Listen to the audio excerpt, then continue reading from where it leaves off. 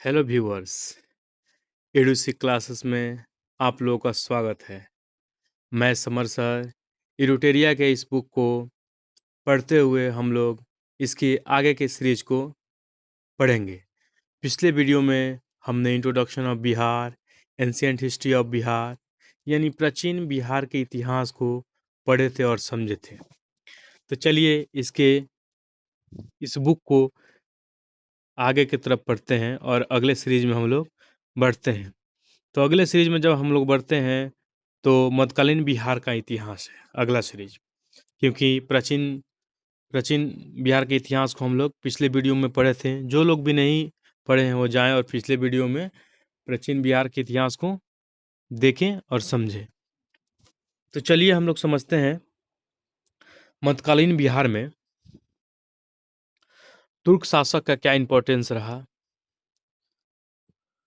स्थानीय वंश कर्नाट वंश का क्या इंपॉर्टेंस रहा, अफगान शासक लोगों का क्या इंपॉर्टेंस रहा, संतलन काल का क्या रहा बिहार में इम्पैक्ट, मुगल काल का क्या रहा। इस चीज़ को समझते हुए और आगे बढ़ते हैं। तो चलिए हम लोग शुरुआत करते हैं कि तुर्क शासन में बिहार। अब तुर्क को लेकर हम लोग पढ़ते हैं कि तुर्क शासक बख्तियार खिलजी, और बख्तियार खिलजी को कौन नहीं जानता है। चलिए चीज़ों को समझते हैं एक लॉजिकल तरीके से कि बिहार में तुर्क सत्ता की स्थापना का वास्तविक श्रेय बिहार में तुर्क सत्ता की स्थापना का वास्तविक श्रेय बख्तियार खिलजी को जाता है। बख्तियार खिलजी कुतुबुद्दीन ऐबक का दास था। अब बख्तियार खिलजी को लेकर हम लोग समझते हैं कि मोहम्मद गौरी के 4 दास थे, जिसमें से कुतुबुद्दीन ऐबक भी था, बख्तियार खिलजी था, यालदौज था और नासरुद्दीन कुआचा था। ये 4 इसके दास थे। तो बख्तियार खिलजी का ऐबक का दास था, इसमें बुक में लिखा गया है। ऐसे गौरी का दास था आपका बख्तियार खिलजी, मगर उसके जाने के बाद फिर कुतुबुद्दीन ऐबक का ये इसके अधीन ये अपना काम किया। बख्तियार खिलजी के आक्रमण के समय बिहार में छोटे छोटे शासकों का शासन था। उत्तर बिहार में कर्नाट वंश का शासक था। तो ये क्वेश्चन पूछता है कि बख्तियार खिलजी जब आक्रमण बिहार में करता है तो उस समय उत्तर बिहार में किसका शासक था? तो कर्नाट वंश का शासक था। बख्तियार खिलजी की पहली महत्वपूर्ण सफलता उदंतपुरी बिहार यानी बिहार शरीफ में ही है। इसकी विजय की उसने कितना 1198 ईस्वी में। तो हम लोग को ऐसे याद रखना है कि बख्तियार खिलजी का जो उदंतपुरी बिहार पे विजय कब था? तो 1198 में उसने किया था। बख्तियार खिलजी ने उदंतपुरी के साथ नालंदा, विक्रमशिला को भी नष्ट कर दिया। इन विश्वविद्यालयों में उसने आग लगवा दी। तब चलिए थोड़ा सा इसके पहलू को समझते हैं कि उदंतपुरी ये 8वीं शताब्दी में इसकी स्थापना हुई थी। 8वीं शताब्दी में इसके द्वारा हुआ था। तो ये गोपाल के द्वारा किया गया था। फिर नालंदा विश्वविद्यालय का स्थापना ये 5वीं शताब्दी में हुई थी। ये कुमारगुप्त के द्वारा किया गया था। 427 ईस्वी में इसका स्थापना हुआ था कुमारगुप्त प्रथम के द्वारा। अब विक्रमशिला विश्वविद्यालय के बारे में, ये 8वीं शताब्दी में, ये कब? ये 8वीं शताब्दी में किसके काल में? तो धर्मपाल ने इसका विक्रमशिला विश्वविद्यालय की स्थापना किया। तो ये हम क्यों बताएं? क्योंकि आए दिन एग्जाम में लगातार इस टाइप के क्वेश्चन पूछे जा रहे हैं कि उदंतपुरी का कब? तो 8वीं शताब्दी में, नालंदा तो 5वीं शताब्दी में, विक्रमशिला 8वीं शताब्दी में। ये चीज़ें आप लोग याद रखिएगा कि उदंतपुरी को गोपाल और नालंदा को कुमारगुप्त और विक्रमशिला को धर्मपाल ने बनवाया था। और इसको किसने आग लगवा दिया?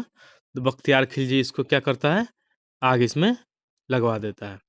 ठीक है, अब आगे बढ़ते हैं कि उसने 1203 से 4 ईस्वी में नदिया, एक जगह है पश्चिम बंगाल में, पर चढ़ाई की, जो सेन वंश की राजधानी थी। सेन वंश की उस समय क्या थी? राजधानी थी। उस समय सेन वंश का शासक लक्ष्मण सेन, इसका नाम बहुत इंपॉर्टेंस है। लक्ष्मण सेन का शासक था उस समय वहाँ पे नदिया में। लक्ष्मण सेन ने बिना लड़े ही डर कर भाग गया और बख्तियार ने इस क्षेत्र पर अधिकार कर लखनौती को अपनी राजधानी बनाई। आप लोग याद रखिएगा कि बंगाल के शासक उस समय था लक्ष्मण सेन, उसकी राजधानी उस समय नदिया हुआ करती थी। उस पे क्या करता है, बख्तियार खिलजी आक्रमण करता है और बिना सामना किए डर से लक्ष्मण सेन वहाँ से भाग जाता है।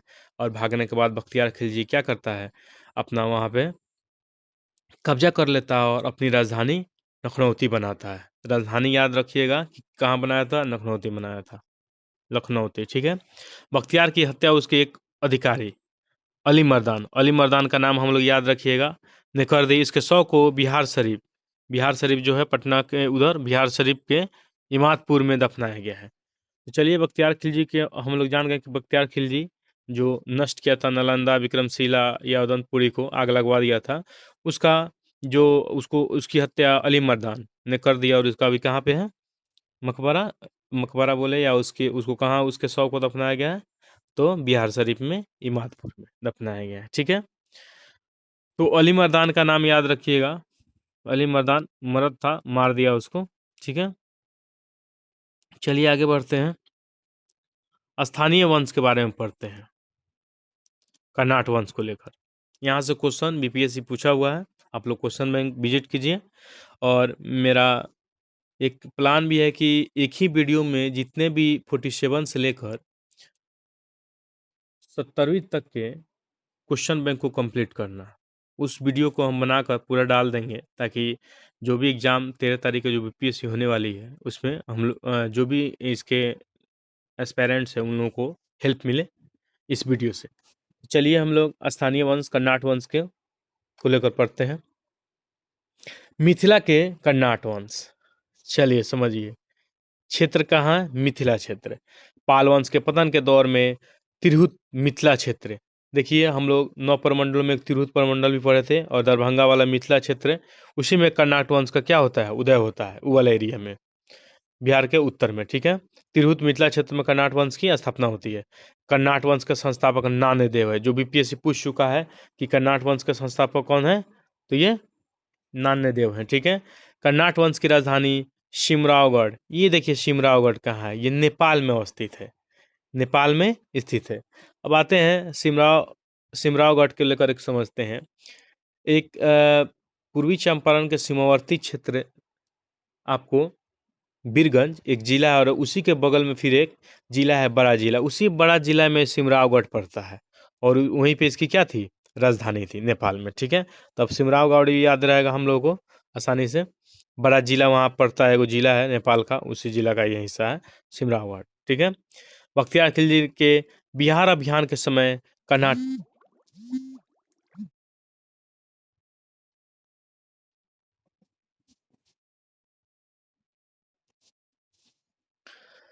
तो आते हैं, वो एक अलार्म बज गया था, चलिए आगे क्लास में बढ़ते हैं कि बख्तियार खिलजी ने बिहार अभियान के समय कर्नाट शासक नरसिंह देव, कौन, नरसिंह देव, कह रहा कि बख्तियार खिलजी के बिहार अभियान के समय कर्नाट शासक कौन था, नरसिंह देव ने उसे नजराना भेंट देकर सहयोग किया था, क्योंकि कर्नाट वंश का सेन वंश से संघर्ष चलता था। कर्नाट वंश पर तुर्क सेनापति तुगरिक तुगन इसका नाम था। कर्नाट वंश के तुर्क सेनापति जो था वो तुगरिल तुगन के अभियान की चर्चा तिब्बती धर्मामीन ने की है। देखिए तिब्बत क्या किए हैं उसमें, तिब्बती धर्मास्वामीन में की गई है। सामान्यतः दिल्ली के सुल्तान के साथ कर्नाटक वंश का संभव नजराना में भेंट का था, परंतु गयासुद्दीन तुगलक ने अपनी बंगाल अभियान में 1324-25 में कर्नाट वंश क्षेत्र पर विजय प्राप्त कर लिया। क्या कर लिया, विजय प्राप्त कर लिया। यानी जब कर्नाट वंश और तुर्क वंश के बीच में संबंध था, ये एक नजराना के रूप में अपना नजराना देते थे और उसके पक्ष में अपना क्या करते थे, शासन करते थे। चलिए आगे बढ़ते हैं। गयासुद्दीन के अभियान के समय कर्नाट वंश का शासक हरि सिंह देव था। क्वेश्चन पूछ सकता है कि गयासुद्दीन के अभियान के समय कर्नाट वंश का शासक कौन था, तो हरि सिंह देव था। हरि सिंह देव जिसका कार्यकाल 1279 से लेकर 1335। समाज सुधारक भी था वो। हरि सिंह इस वंश का अंतिम शासक था।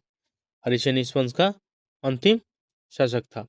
उसके समय पंजी पंजी प्रबंध का विकास हुआ था। मैथिली भाषा का विकास कर्नाट राजवंश के दौरान ही हुआ था। अभी मैथिली भाषा जो बोला जाता है, तो देखिए हम लोग को नान्यदेव प्रथम उसको याद रखना है और हरि सिंह इसका अंतिम शासक था, इसको याद रखना है।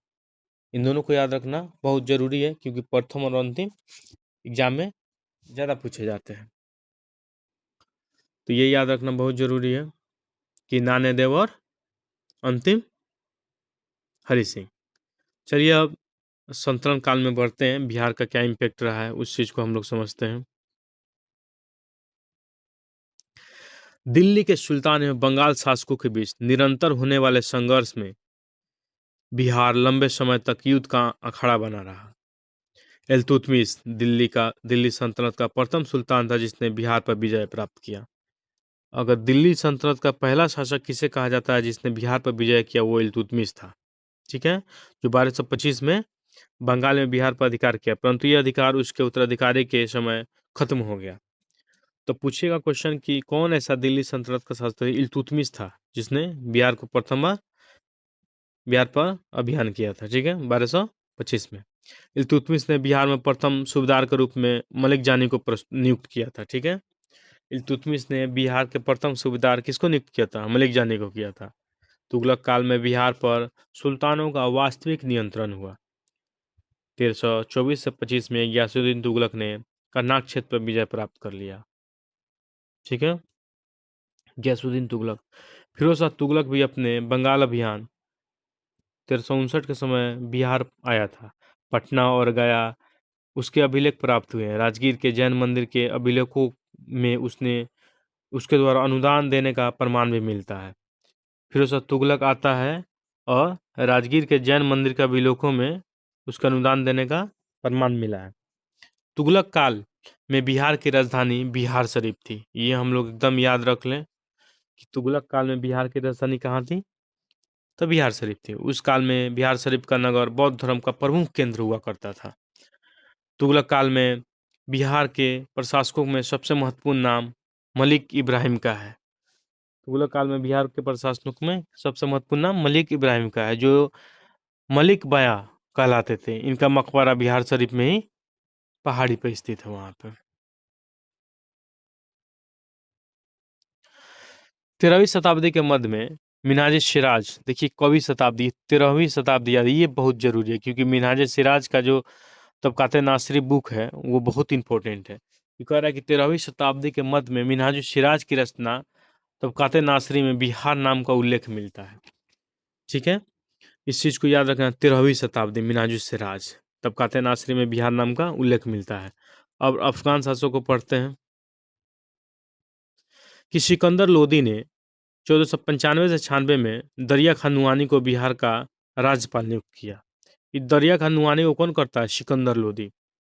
लोदी वंश का राजा सिकंदर लोदी क्या करता है? दरिया खान नुआनी को बिहार प्रशासक यानी राज्यपाल नियुक्त करता है।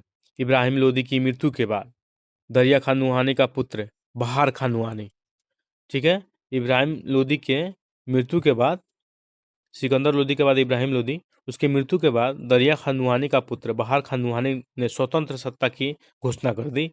दूसरी ओर अफगान शासक महमूद लोदी बाबर से बचने के लिए बिहार आ गया। क्या हुआ? बाबर से बचने के लिए महमूद लोदी बाबर से बचने के लिए बिहार आ गया। बाबर ने 1529 में घाघरा के युद्ध में बिहार के इन अफगानों को पराजित कर दिया। बाबर ने 1529 में घाघरा के युद्ध में अफगानों को पराजित कर दिया। घाघरा के युद्ध के बाद बिहार में शेर शाह के नेतृत्व में पुनः अफगानों का उदय हुआ। तो क्वेश्चन पूछेगा कि किसके नेतृत्व में पुनः अफगानों का बिहार में उदय हुआ? तो शेर शाह सूरी के नेतृत्व में। किसके?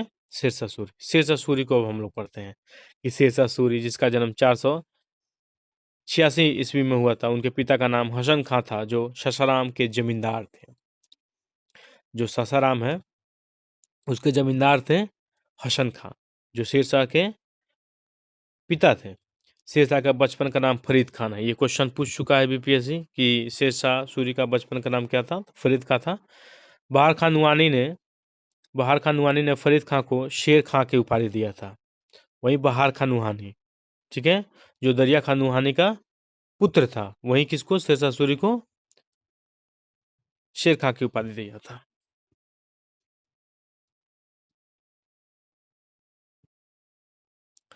शेर खां ने नुहानियों के पतन के बाद बहार खां की विधवा, लाड मलिका नाम था उनका, शादी कर लिया और बिहार क्षेत्र में अपने अधीन कर लिया।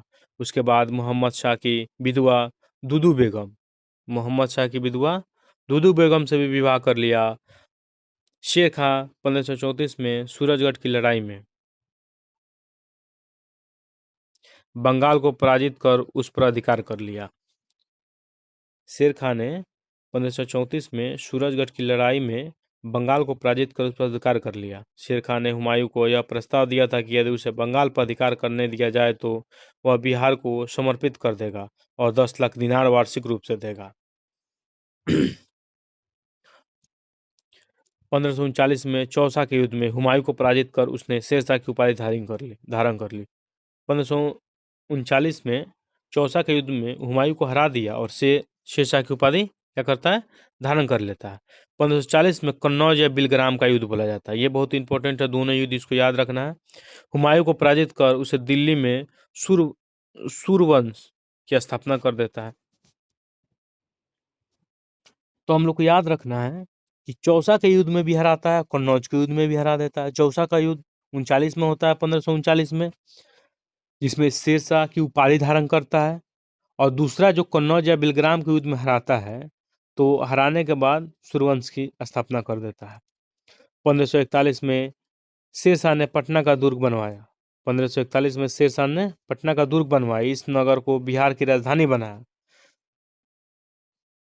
इसका वर्णन अब्दुल्ला के तारीख दाऊदी में मिलता है। तारीख दाऊदी किसका लिखा हुआ है, अब्दुल्ला का लिखा हुआ तारीख दाऊदी में मिलता है। शेरशाह ने 1543 में रायसीन, 1544 में मरवाड़ विजय किया और 1545 में कालिंजर अभियान में गोला फटने से वो घायल हो गया और उसकी मृत्यु हो गई। ये क्या करता है, 43 में रायसीन, 44 में मरवाड़ विजय और 45 में कालिंजर अभियान के दौरान क्या होता है, जब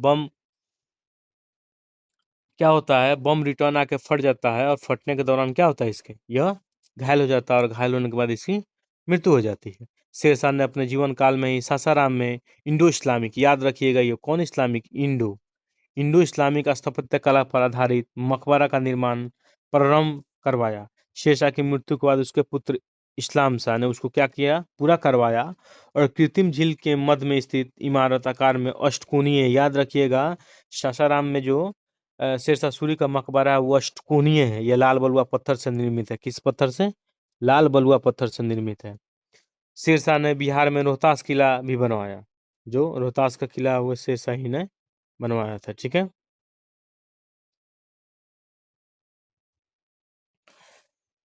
शेरशाह ने जब्ती प्रणाली चलाई जिसमें भूमि की माप के आधार पर लगान निर्धारण किया जाता था कि किस प्रकार से लगान निर्धारित किया जाए, ठीक है।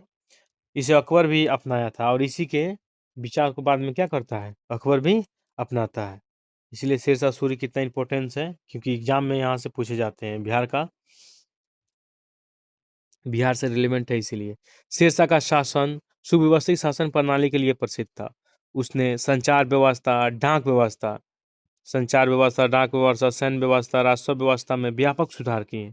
शेरशाह सूरी ने शुद्ध चांदी के रुपया और तांबे का दाम प्रचलित करवाया। शेरशाह सूरी द्वारा चलाया गया चांदी का रूप क्या था, रुपया और तांबे का दाम प्रचलित करवाया। शेरशाह के बाद उसका पुत्र जलाल खान यानी इस्लाम शाह की उपाधि के साथ गद्दी पर बैठा। जलाल खान उसका जो बेटा था वो इस्लाम शाह की उपाधि लिया और गद्दी पर बैठता है। बाद में सूर्यवंश 3 भागों में बंट गया। 1555 में मच्छीबार एवं सरहिंद के युद्ध में हुमायूं ने सिकंदर सूरी को पराजित कर सूर्यवंश अंत कर दिया। सिकंदर सूरी को पराजित कर क्या कर दिया, सूर्यवंश को समाप्त कर दिया। 21 युद्ध में, सरहिंद के युद्ध में, ठीक है। मच्छीबार एवं सरहिंद के युद्ध में हुमायूं क्या करता है, सिकंदर सूरी को पराजित करके सूर्यवंश का अंत कर देता है। जब तक शेरशाह सूरी रहता है तब तक हुमायूं का दाल नहीं गलता। उसके मरने के बाद फिर उसके जो उत्तराधिकारी होते हैं वो कमज़ोर होते हैं और उसके बाद फिर हुमायूँ आता है और सिकंदर सूरी को पराजित कर सूर्यवंश को क्या कर देता है? समाप्त कर देता है। अब चलिए चेर वंश को हम लोग पढ़ते हैं कि पाल वंश के पतन के पश्चात बिहार के क्षेत्र में स्थानीय राज्यों का उदय हुआ। इन्हीं राज्यों में से प्रमुख थे चेर। कौन थे? चेर थे।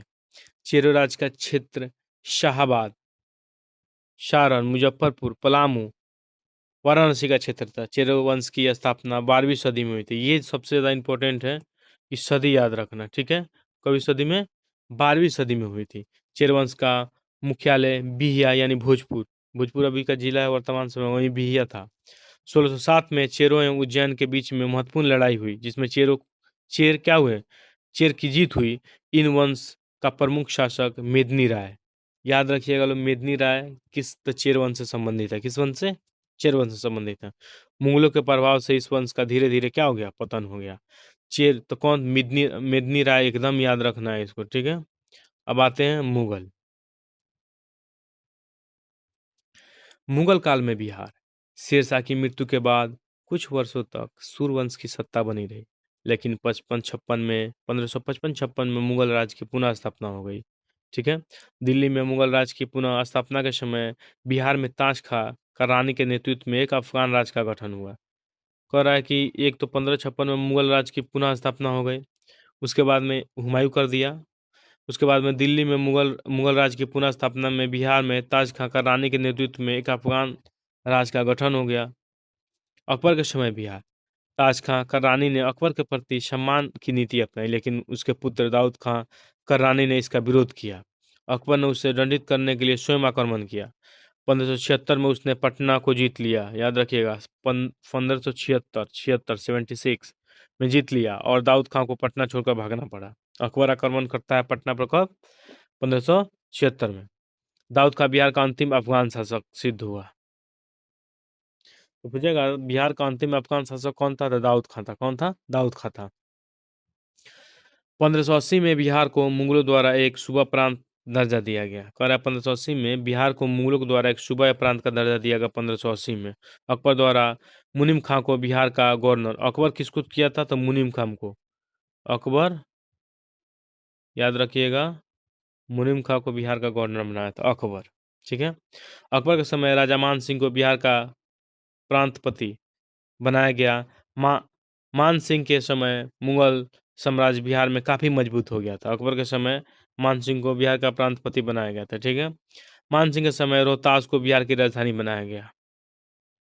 ये भी याद रखना पड़ेगा हम लोग को, किस समय रोहतास को बिहार की राजधानी बनाया गया था? तो मान सिंह के समय। किसके समय में? जहांगीर के समय बिहार हम लोग पढ़ते हैं, ठीक है? तो जहांगीर के समय छोटानागपुर के क्षेत्र पर मुगलों का अधिकार स्थापित हुआ। इस क्षेत्र में मुगलों को हीरा और सोना प्राप्त हुआ। मुगलों को हीरा और सोना कहाँ? तो छोटानागपुर पठार क्षेत्र से प्राप्त हुआ। जहांगीर ने 1621 में राजकुमार परवेज को बिहार का प्रांतपति, और जहांगीर किसको करता है? तो राजकुमार परवेज को प्रांतपति बनाया। इसके बाद यह केवल राजकुमारों को ही दिया जाता था। यह केवल पद किसको दिया जाता था? राजकुमार को ही दिया जाता था। औरंगजेब के समय बिहार को समझते हैं। तो औरंगजेब ने अपने प्रिय पुत्र राजकुमार अजीम को 1702 में बिहार का प्रांतपति या सूबेदार नियुक्त किया। अजीम ने पटना का नाम क्या रख दिया? अजीमाबाद रख दिया, और इसका सौंदर्यीकरण कराया, खूबसूरत बनाया। तो ये क्या करता है औरंगजेब, जब अजीम को पटना का सूबेदार नियुक्त करता है तो क्या करता है? इसका नाम, पटना का नाम अजीमाबाद कर देता है, ठीक है? अपने नाम पे क्या कर देता है? इसका नाम अजीमाबाद कर देता है। उत्तर मुगल काल के शासक फर्रुखसियर ने 1713 में पटना में अपना औपचारिक राज्याभिषेक करवाया। देखिए 1713 में कराता है फर्रुखसियर, जिसको घृणित कायर कहा जाता है। क्या कहा जाता है? घृणित कायर कहा जाता है। वो क्या करता है? अपना राज्याभिषेक कराता है। वह पहला मुगल सम्राट था जिसका राज्याभिषेक बिहार में हुआ। पहला मुगल सम्राट शासक था जिसका राज्याभिषेक कहाँ हुआ था? बिहार में। शालम द्वितीय का भी विधिवत राज्याभिषेक विधिवत विधिवत हुआ था इसका, 1761 में पटना में हुआ। औरंगजेब की मृत्यु 1707 में, 3 मार्च 1707 को औरंगजेब की क्या होती है? मृत्यु हो जाती है। उसके बाद में इसकी सत्ता क्या होती है? कमजोर हो जाती है। मुगल सत्ता में बिहार बंगाल का भाग बना।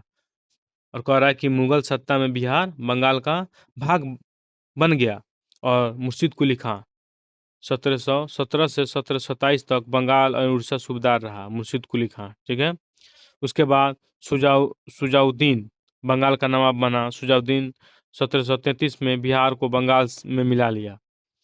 1733 में अलीवर्दी खां को बिहार का उप सूबेदार नियुक्त किया गया, ठीक है। और 1739 में सरफराज खां बंगाल का नवाब बना।